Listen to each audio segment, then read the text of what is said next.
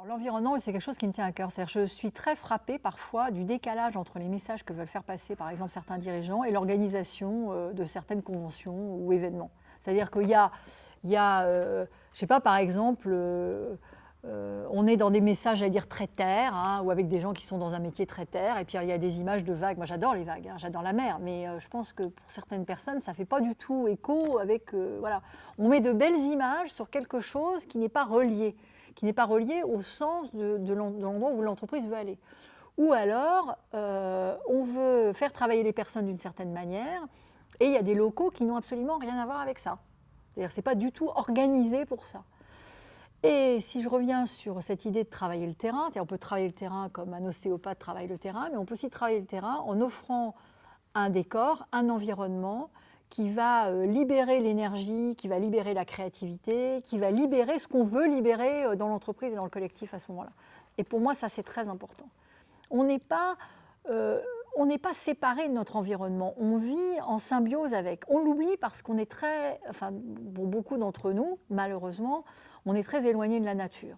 Donc on oublie ça, parce qu'on pense qu'on peut vivre en tant que tel dans un décor, on va dire. Mais quand on vit comme ça, au bout d'un bout de temps, on se rétrécit soi-même.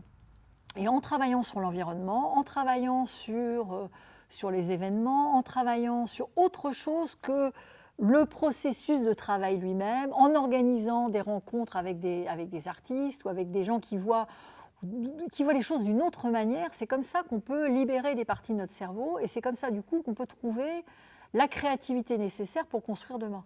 Parce que pour construire demain, il ne faut pas forcément être artiste, c'est pas le sujet, mais il va falloir être créatif, puisqu'on ne va pas pouvoir faire comme avant, il va falloir créer des choses nouvelles. Or, tout le monde a cette capacité de créer, plus ou moins, de créer dans son métier, c'est-à-dire créer pas forcément un tableau ou autre chose, mais créer dans son métier. Et ça, il va falloir le libérer. Et je pense que l'environnement, à ce moment-là, est très important.